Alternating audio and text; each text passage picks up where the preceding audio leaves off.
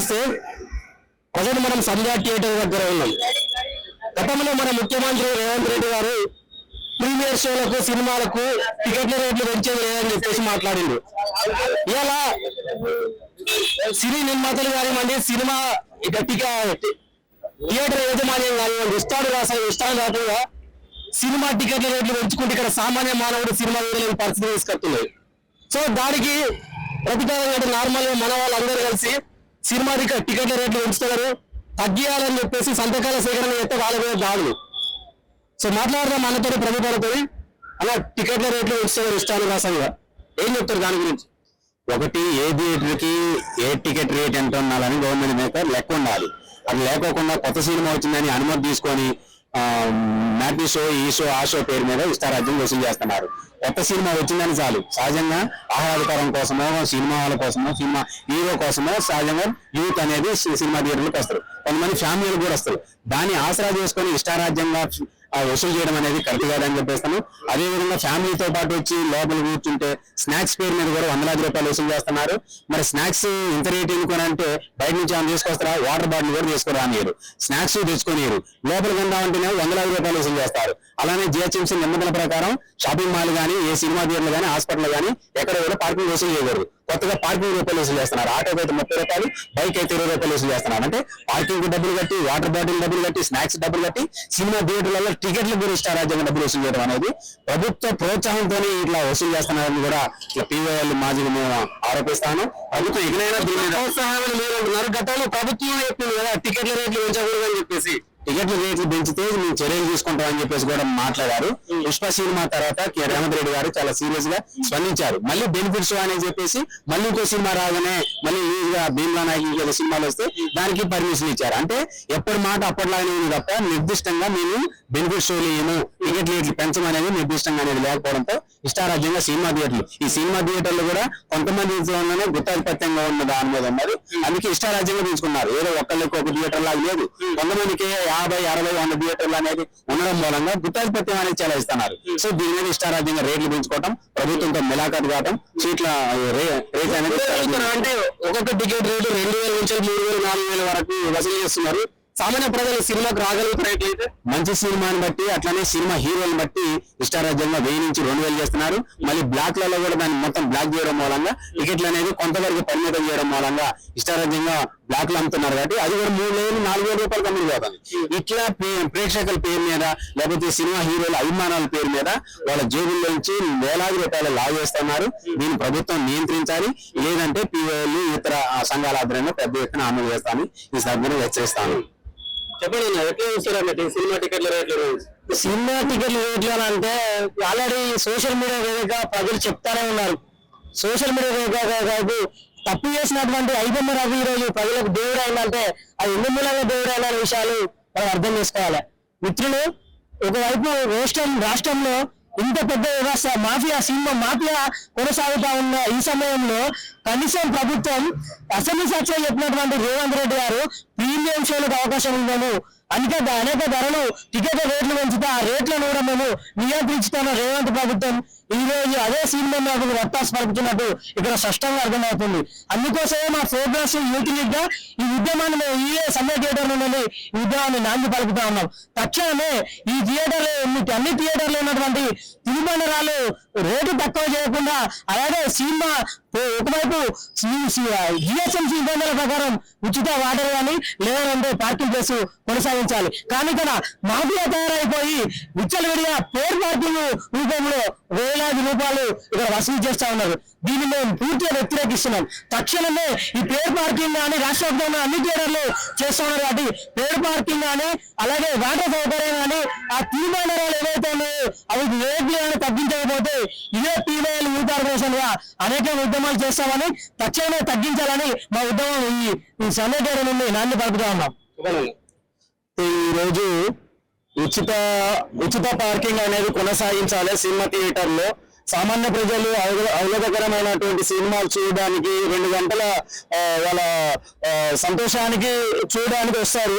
కాసేపు రెస్ట్ తీసుకోవాలని చెప్పేసి సినిమాలను ఆకర్షణగా ప్రజలు ఒకవైపు వస్తుంటే వీళ్ళు అదే అదనంగా చూసుకొని ఉచిత పార్కింగ్ ఉంచకుండా అదే తినుబండరాల పైన డబల్ ట్రిపుల్ రేట్ల వసూలు చేస్తూ ప్రజలతో అదే విధంగా టికెట్ల పైన కూడా అదనపు ఛార్జీలు కూడా కేటాయించి వసూలు చేస్తా ఉన్నారు. దాన్ని మేము ఖండిస్తా ఉన్నాము.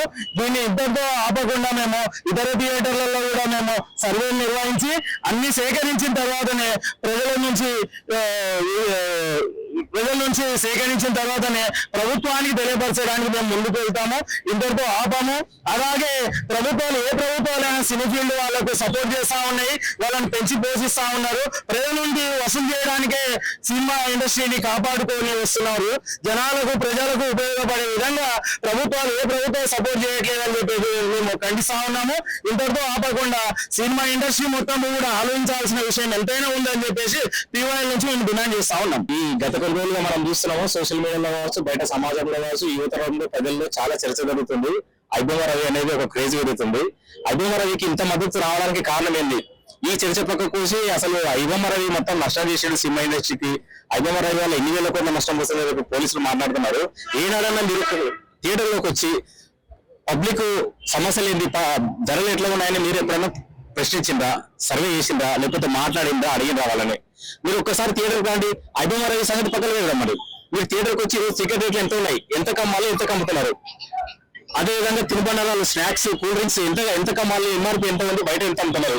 అసలు గవర్నమెంట్ జిహెచ్ఎంసీ జియో ఇచ్చింది పార్కింగ్ రేట్లు పార్కింగ్ ఫీజులు అసలు వసూలు చేయకూడదు హైదరాబాద్ పరిధిలో. కానీ ఈ రోజు ప్రతి ఒక్క థియేటర్లో మీరు చూడండి పార్కింగ్ రేట్లు వసూలు చేస్తున్నారు. మీరు ఏం చేస్తున్నారు? పోలీసులో మీరు ఏం చేస్తున్నారో చెప్పండి ఫస్ట్. దీనికి ఆన్సర్ చెప్పిన తర్వాత ఐబొమ్మ రవి గురించి మాట్లాడండి. అదేవిధంగా పరిస్థితి చూస్తున్న ప్రజలపైన కూడా కేసు పెడతారని మనం మాట్లాడుతున్నారు. మీకు ఏ రైట్స్ ఎవరిచ్చింది అధికారం? ప్రజల సమస్యలు, ప్రజలు పడుతున్న బాధలు, ప్రజలు నష్టపోతున్న, దోపిడీ గురవుతున్న విషయాలను పక్కకు వదిలేసి ప్రజలను మాత్రమే దోషులు చేసే పరిస్థితి రోజు మీరు తీసుకొస్తున్నారు. దీనికి మీరు సమాధానం చెప్పాల్సిన అవసరం ఉంది. సదనాలు కావచ్చు, పోలీస్ డిపార్ట్మెంట్ కావచ్చు, మీరందరూ ఫస్ట్ వీటికి సమాధానం చెప్పాలి. ఇప్పుడు మీరు ఐబొమ్మ రవి గురించి మాట్లాడారు కదా, దాదాపుగా సామాన్య మానవుడు టికెట్ కొనుక్కోలేని పరిస్థితి ఉంది కాబట్టి మీరు ఒక వెబ్సైట్ క్రియేట్ చేసుకుని ఫస్ట్ రోజు సినిమా చూడాలి, అందరికీ సినిమా అచ్చినట్టు చేయాలని చెప్పేసి అన్నారు. దాని గురించి ఏం చెప్తారు? ఇది నిజంగా వాస్తవం కూడా. ఒక మామూలు వ్యక్తులు సమాజంలో అందరూ డబ్బులు ఉన్నది కాదు. ఒక లక్షాధికారుడు, కోటీశ్వరుడు అంటే ఎంత టికెట్ పెట్టా అతను వినోదాన్ని కొనుక్కోగలుగుతాడు. కానీ సమాజంలో సాధారణ ప్రజలు 100% మంది ఉన్నారు. అట్లా అన్నప్పుడు వాళ్ళకి అందుబాటులో రేటు ఉంటేనే థియేటర్కి వచ్చి సినిమా చూడగలుగుతున్నాడు. కానీ ఈ రోజు టికెట్ రేట్లు ఎట్లా ఉంటున్నాయి? యాక్చువల్ గా ఎంఆర్పీ రేట్లు ఒకటి ఉంటే సినిమా రిలీజ్ అప్పుడు మీరు విపరీతంగా ₹1000 పెంచడానికి అఫీషియల్ గా పర్మిషన్ ఇస్తుంది గవర్నమెంట్. ఎట్లా కొనగలుగుతున్నాడు? ఒక మనిషి రోజంతా కష్టపడితే ఒక ₹1000 రావడం హైదరాబాద్ లో కష్టం ఉంది. 2000, 3000 పెట్టి టికెట్ కొనగలుగుతాడా ఒక పూటకు వచ్చి? అది సాధ్యమయ్యే పరిస్థితేనా? మీరు మాట్లాడుతున్నారు. నిన్న కూడా ఒక మేడం మాట్లాడింది, సినిమా ఇండస్ట్రీ మేడం. ఆమె చాలా తెలిసినట్టు పబ్లిక్ విషయం లేదు. అది మీరు పెట్టలేకపోతే సినిమా కాకనే అంటారు. ఎట్లా రాకుండా ఉంటారండి మీరు? సినిమా థియేటర్లు ప్రజల్లో ఉన్నాయి. సినిమాలు తీసేది పబ్లిక్ కోసం. కానీ పబ్లిక్ సినిమాలకు రాకుండా మీరు ఉండండి అంటే ఎట్లా జరుగుతుంది?